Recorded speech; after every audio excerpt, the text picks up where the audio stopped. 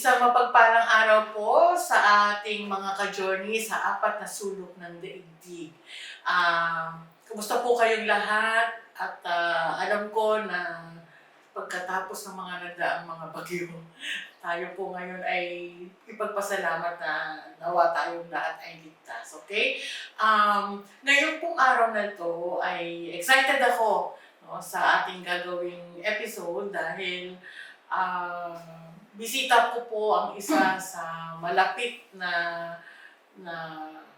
anak ng Panginoon, lingkod ng Diyos na kasama ko sa apat na dekada ng buhay Kristiyano ko. No?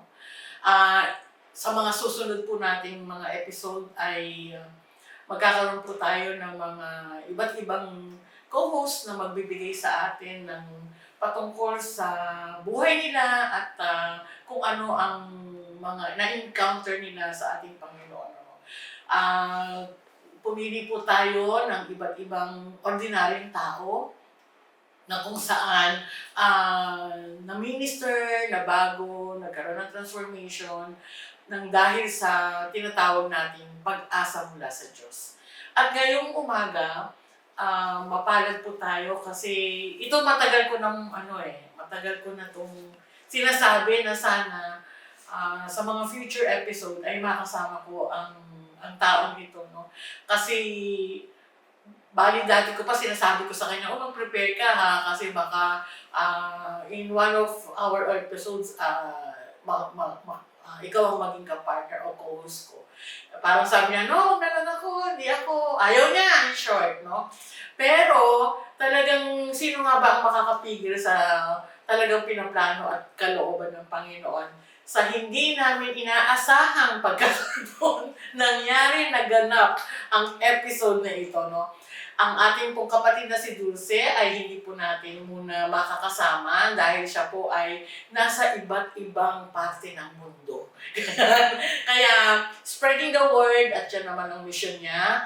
We all know that she is a singing evangelist. Kaya hayaan po natin siyang lumipad, no? At dalhin ang pag-asa din ng ating Panginoon sa iba't ibang sulok ng daigdig.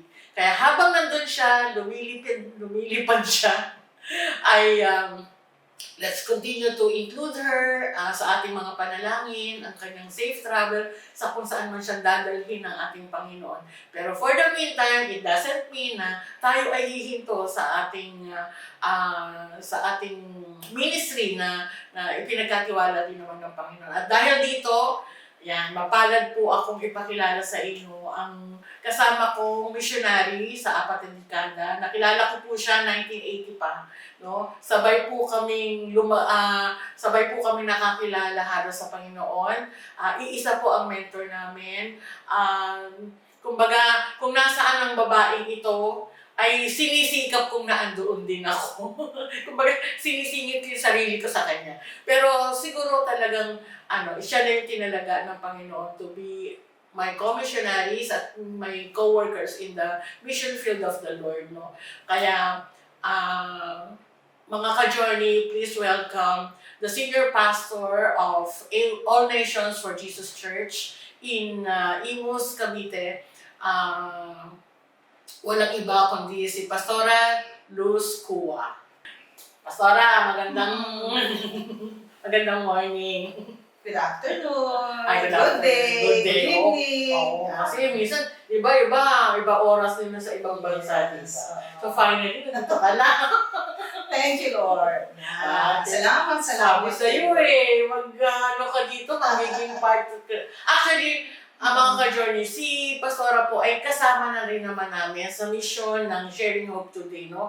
Sa mga pinapagawa sa amin ng Panginoon as Sharing Hope, lagi rin naman po siyang kasama. Kaya lang, first time na ngayon sa camera. Yes. Kaya medyo excited din, kinakabahan, pero salamat kay Lord for this opportunity. And so, good day mga ka-journey.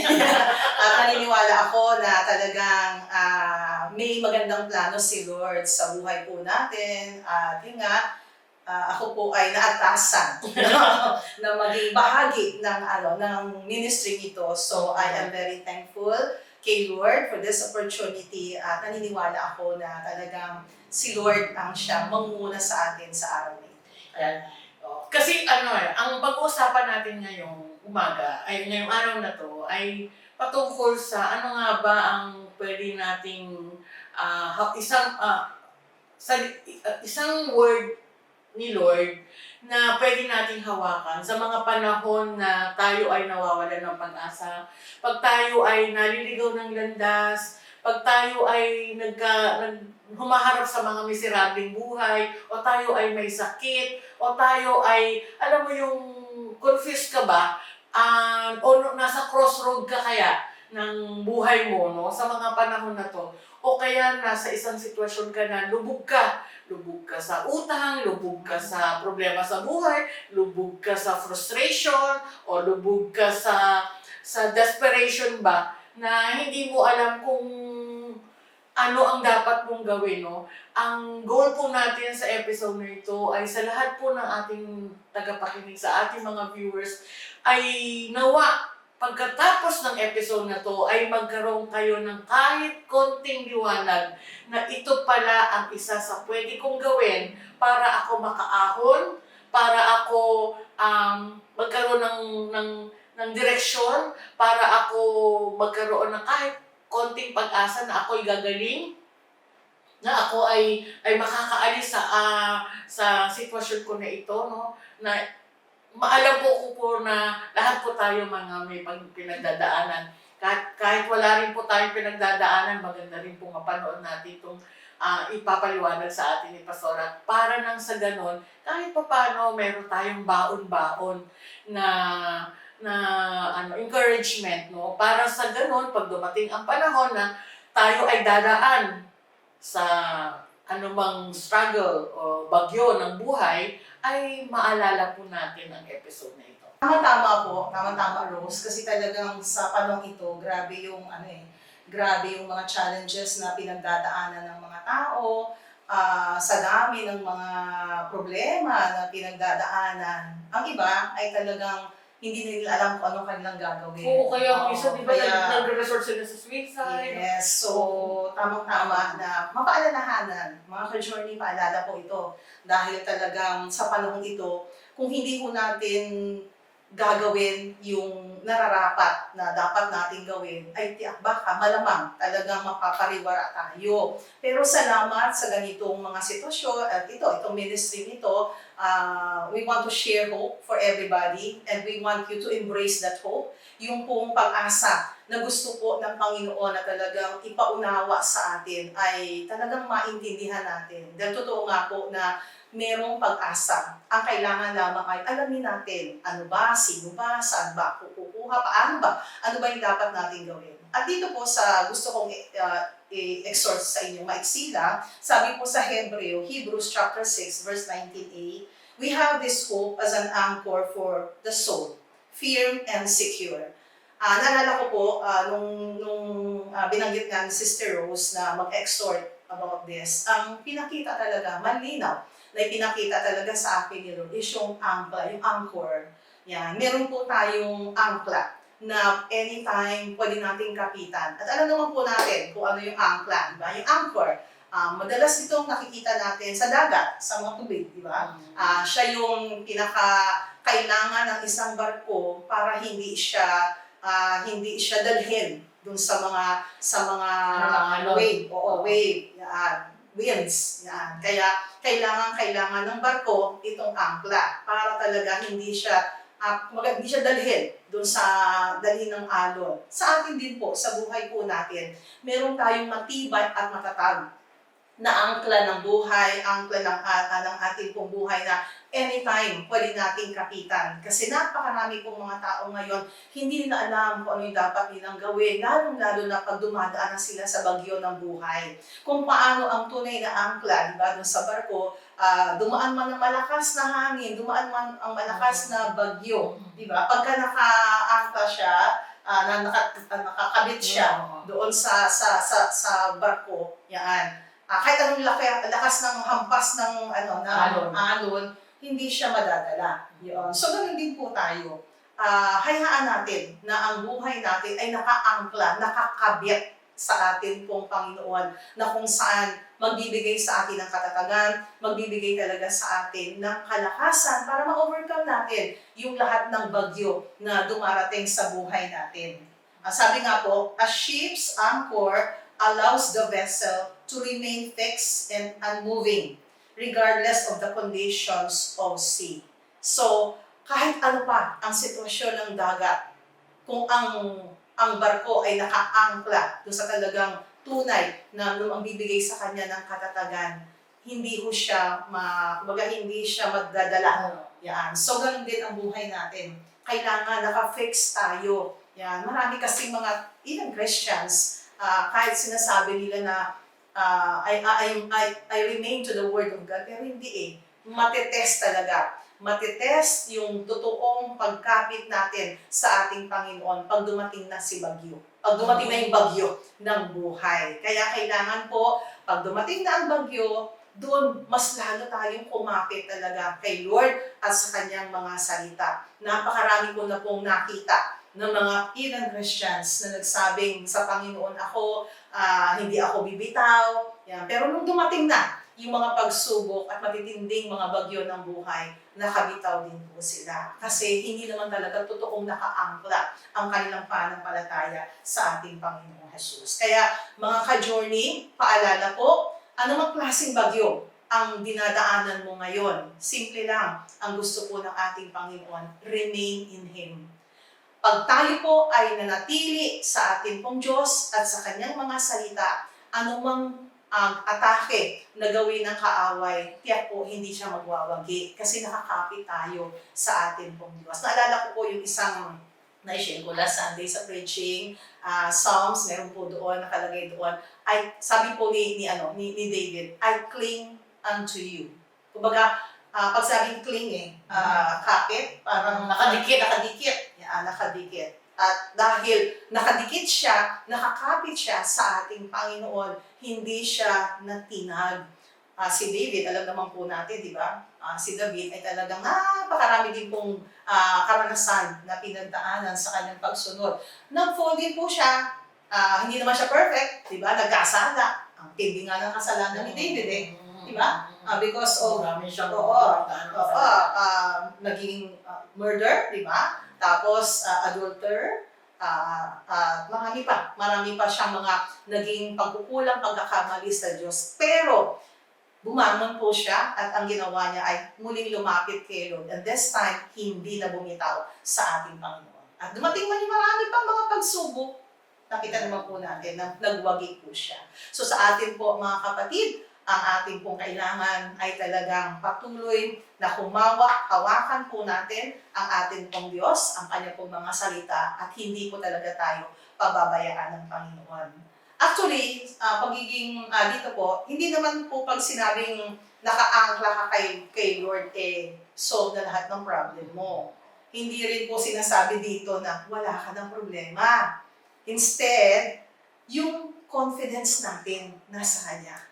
Na kahit ano pang problemang dumating, kahit nandyan pa yung bagyo, may confident ka that He will carry you through. Parang kumbaga, dadalhin ka niya, hindi ka niya pababayaan. Nalala ko yung footprints dito sa di ba? Parang na akala nung Kristiyano ng tao, iniwanan na siya ni Lord. Yung pala, bit siya ng Panginoon. So, yun po, kapit lang, meron nga akong kausap itong lately, ganun din, siyempre, lahat naman ng Kristiyano, dumadang sa iba't ibang mga pagsubok. Pero yun nga, ang sabi ko nga hold on tight. Kumbaga, kapit lang talaga, ng mahigpit sa ating Panginoon, at yak po, hindi ko tayo pababayaan. Kaya, Rose, at sa ating pong mga ka-journey, andyan lang po talaga yung problema.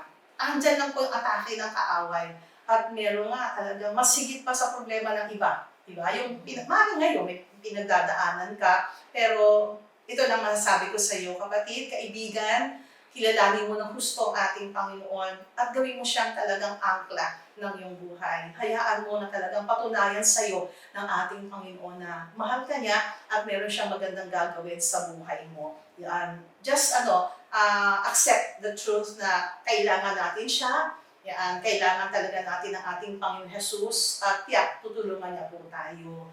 Yan. Ano man yung problema na pinagdadaanan mo, kaibigan, kapatid, nandyan si Lord na tutulong sa iyo. Ang kailangan lang is i-accept, i-acknowledge natin siya sa buhay natin. Yan. Meron pa isa pong truth. Sabi nga rito, to realize the worth of the anchor, we need to feel the storm. Kailangan daw nating maramdaman yung bagyo. Maramdaman yung bagyo. Kasi minsan, di ba, naniniwala tayo sa Diyos, meron tayong faith sa Kanya, lagi natin sinasabi na masaya ako pag nandyan si Lord at binigay ko na ang buhay ko sa Kanya. Kaya lang, pag hindi ka pa dumaan sa storm, hindi mo pa nadadaanan to, hindi mo makikita yung tibay ng angkla mo. Hindi mo ma-realize talaga yung tibay ng faith mo sa ating Panginoon. Kaya, kung dumadaan ka sa storms of life, praise the Lord.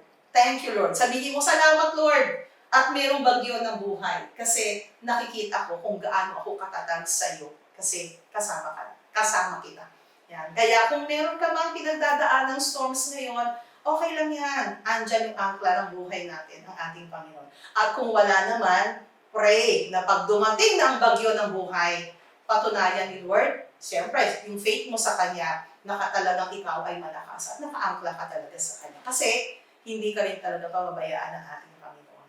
Kasi hindi naman lahat siguro dumadaan sa pagsubok ngayon. Baka iba tapos na. Pero dito ay marami pa rin. Oo. Pero itong episode na ito ay talagang pagpapaalala po sa ating lahat na kung may problema, okay lang po. Andyan lang talaga problema. Hindi naman mawawala ang problema. Pero laging nandyan si Lord na tutulong po sa atin. He will give us wisdom. Yun ang isa sa panghawakan din natin. Na kung meron po mga bagyo ng buhay dyan, na dumadaan, may problema, bibigyan tayo ni Lord ng wisdom kung paano natin ma-overcome yung lahat ng mga pagsubok na yan.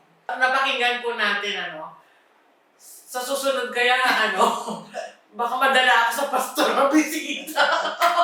Hindi. Kasi, tama naman po yung sinasabi ni pastor, mga ka-journey, doon po sa narinig nating paliwanag or exhortation ni pastora tungkol sa angkor, ang angkor ng buhay natin, tayo po yung barko.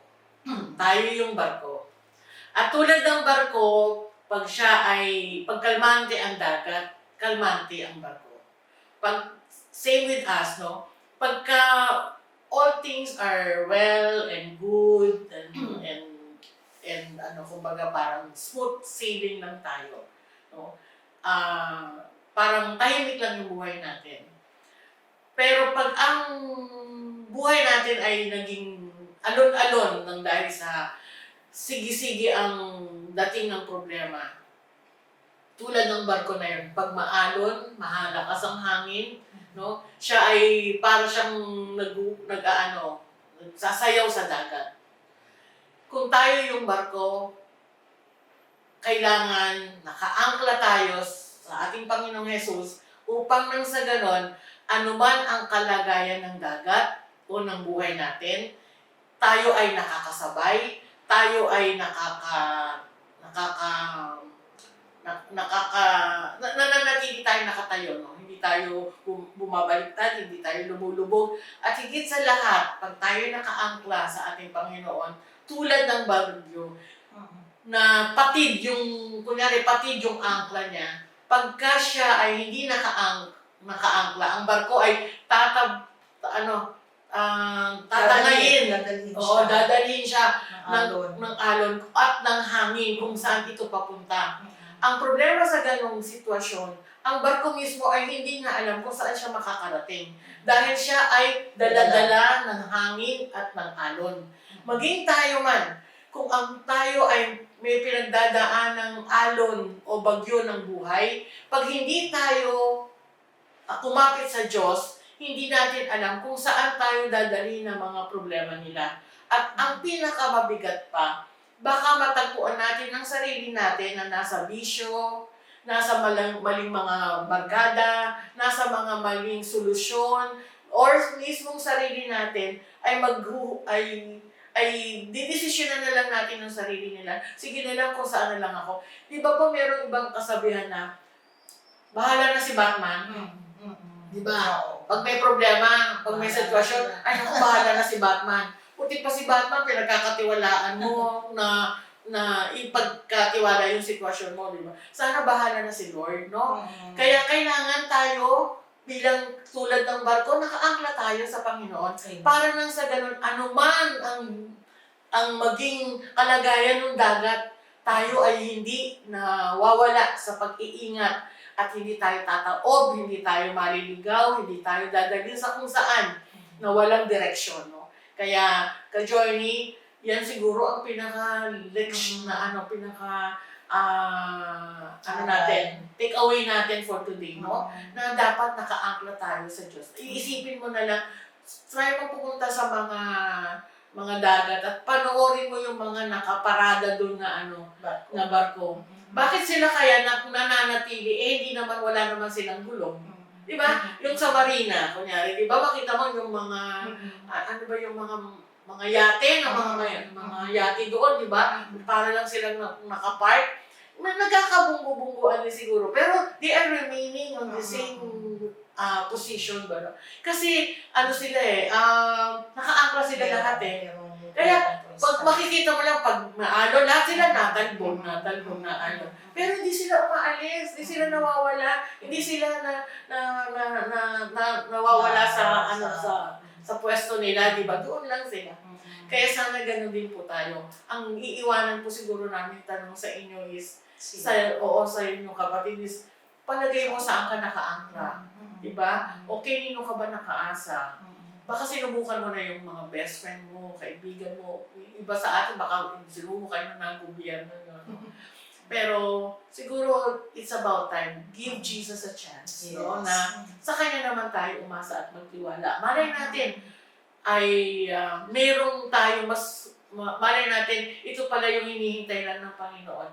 Ang tayo surrender sa Kanya, tanggapin natin na may problema tayo, tanggapin natin na meron tayong sitwasyon na hindi na natin kaya ialis ang sarili natin sa sitwasyon na ito.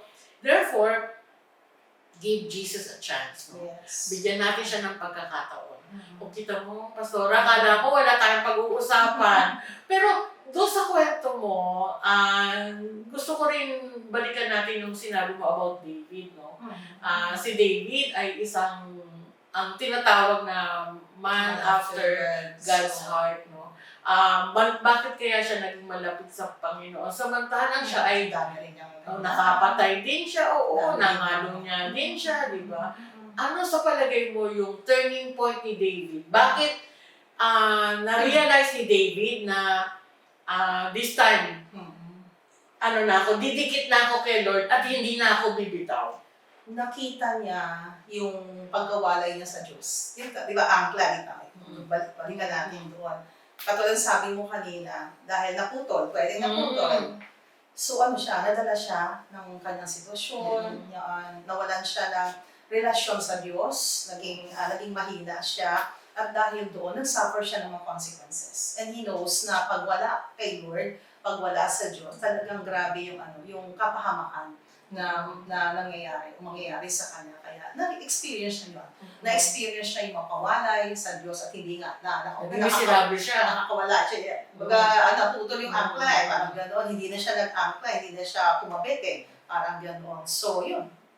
And na-realize niya na kailangan talaga niya ang Diyos. Kaya nagbalik loob siya sa Panginoon. At doon sa pagbalik loob naman niya sa ating Diyos, nakita naman din yung faithfulness ni Lord sa kanya na despite sa kanyang pinagdaanan, sa kanyang pagkahiwalay sa ating Diyos, nung nanumbalik siya, binalik din ng Diyos yung kumbaga yung ministry niya na kung saan as a worshiper, mas lalo siya na ginamit ng Diyos. Kaya sa atin pong lahat na narito, ano man yung pinagdaanan mo, humiwalay ka man, o kung meron man dito, kung meron man, paano kung dati naman nakadikit ako sa Panginoon, nakaasa ako, tapos siyempre nadala ako ng mga nasa paligid ko, nadala ako ng mga problema, nadala ako ng na disconnect ako, ano yung Balik may lang. chance ako. Yes, may balik chance lang ako. sa Diyos. Yan, at syempre, mag-pray tayo, mag-repent, and then yun, balik loob sa Diyos. At hayaan natin na talagang patuloy na patunayan din ng Diyos sa atin yung kanyang pagmamahal. Kasi, di ba sinasabi rin natin, our God is a God of second chance. No? Yes. Ibig oo. sabihin, naalala ko yung merong rant to you na napanood ako, di ba? Yung, kumbaga parang kahit na God paulit-ulit, paulit-ulit tayong lumalayo sa Diyos. Laging nag-iintay si Lord. Nababalik tayo. At isang quality ng Panginoon, sabi ganun, pagka tayo ay lumapit na muli sa Kanya, naputol yung relasyon natin, pero lumapit tayo ulit sa Kanya, hindi niya na naaalala kung ano yung naging kasalanan natin. Kasi ang Kanyang pag-ibig sa atin ay unconditional. Yes. Kaya saan ka pa hahanap ng pag-asa? Saan ka pa hahanap ng paraan o ng solusyon sa lahat ng kalagayan mo sa buhay? Walang iba kundi ang ating Panginoon. Kaya kapit lang tayo. Yes. Ayan! Ako maraming salamat, Thank you, Pastora. Okay. Maraming salamat wala ka ng kabangan. Sabi niya, unahin niya na ako kasi, para matapos na ako yung kaban niya simula. Pero, thankful din ako sa Panginoon dahil isa rin siya sa ginagamit ng Panginoon sa buhay ko. Maraming pagkakataon, maraming sitwasyon na siya ay isa sa mga binigay ng Panginoon sa buhay ko. No? At pwede kong sabihin na isa rin siya sa dahilan kung bakit hanggang ngayon nakaangkla ako sa Diyos. No? Hindi ako bumibitaw. Kasi masyado mabait. So, alam mo yung ito na naman ako. Lagi ko sinasabi to. Ang prayer ko, sana makakuha ko ng kahit 1% ng attitude at character ni Pastora Luz kasi na-witness ko kung paano siya nag-grow, kung paano siya hinubog ng Panginoon, at kung paano talaga na-develop yung shepherd's heart sa kanya. And kanya-kanya lang tayo ng pagkatawag, okay? So yan na yung kanya na yan. Hindi ko aambisyonin na maging kamukha niya o tawagin ako ng kamukha niya. Pero maraming salamat, Pastora. Hindi mo ako kailanman tawag dito, iniwan sa anumang pinapagawa ng Panginoon sa akin at walang iiyak. Masarap kumabi. masarap sumama sa ganun din, kumbaga yung heart din kasi ni Rose. Alam ko din na siya pala umiyak ko. Akala mo iiyak. Yan. Hindi. Sabi nga 40 years 4 na dekada na kaming magkasama. So, alam ko na rin po yung puso niya. At syempre, yung heart din ni Lord sa kanya na kung saan ako po personally na masaya at masarap pong sumama sa isang tao o sa isang ministry na alam mong talagang tinawag ng Diyos at yun talaga yung pinagagawa ng Panginoon. Kaya, very thankful din ako, Rose, dahil hanggang ngayon magkasama tayo. Parang tayo na Hindi tayo nag-iwanan.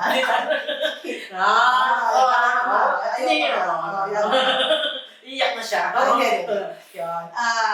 Marami kasi nagsabi, pero okay lang. Kasi, Marami nagsabi sa'yo hindi ka iiwan, pero iniwan ka nila. Yes, pero ikaw hindi, no? Oo. Hindi rin naman kita sinabihan na hindi kita iiwan. Oo nga. Hindi ko sinasabi sa kanya yun. Pero alam niya nandyan ako. Yes. So, yun po mga ka-journey, hindi tayo iiwanan ni Lord. Lord. Kaya wag mo din iiwanan si Lord. Oo, huwag mong alisin yung huwag mong patulit ang Huwag angkla. mo hayaan maputol yung relasyon natin sa Kanya. As we remain in the Lord, makikita natin marami pang mga kamangha-manghang bagay na ipapakita at gagawin si Lord sa atin. Yeah. Kaya, thank you, Lord. Maraming salamat, Pastora Luz, at talagang bilang token, bilang token sa Siyempre, alam mo naman na ito ay ministry, no?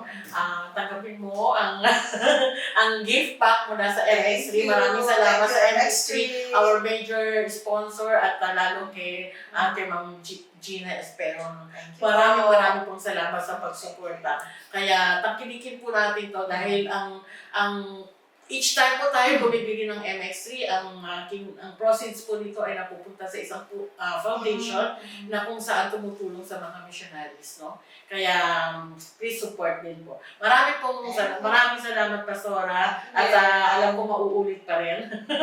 Kaya sa susunod pong Saturday ay isa rin pastor ang ating makakausap at makakashare, at pag-uusapan naman natin yung kung paano siya nadurog, no? At kung ano ang journey niya towards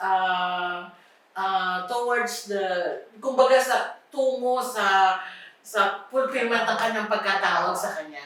Okay? Kung ano yung pinagdaanan niya, ano rin yung kung paano rin siya, kumbaga ay ano ko yun na parang in one point in time ng buhay ng susunod nating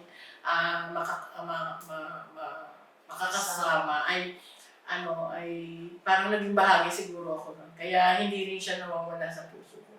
Kaya abangan po natin yan. No? Kung tayo naman po ay pakiramdam natin na durog tayo o meron tayong pinagdaanan na puro frustration and desperation na naranasan natin, abangan niyo po yung sa susunod na episode natin. No? We will discuss about tawag dito, from brokenness to the purpose, no? Ng healing and calling ng taong ating susubaybayan. At ngayon naman, maraming salamat kasi ngayon naman ay naituro sa atin o nai-guide tayo o nai-remind tayo, yun ang word ni Pastora kanina, no? Reminder daw to. No? Kung paano naman kailangan natin yakapin ang pag-asa at ano ba ang talagang magandang paglalakbay natin para makita natin ang liwanag na nagmumula sa ating Panginoon. Kaya maraming salamat. Magkita-kita po tayo muli at wag po natin kalimutan LSS. Like, share, and subscribe ang ating pong Facebook at YouTube channel na Sharing Hope Today with Rose and Dulce. Sana po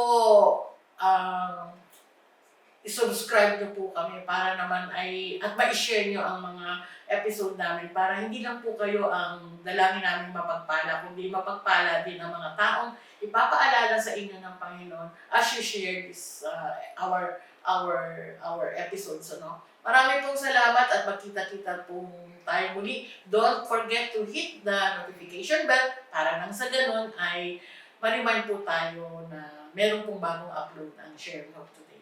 Maraming salamat at may the Lord bless us all at see you next week. God bless. Bye. Bye.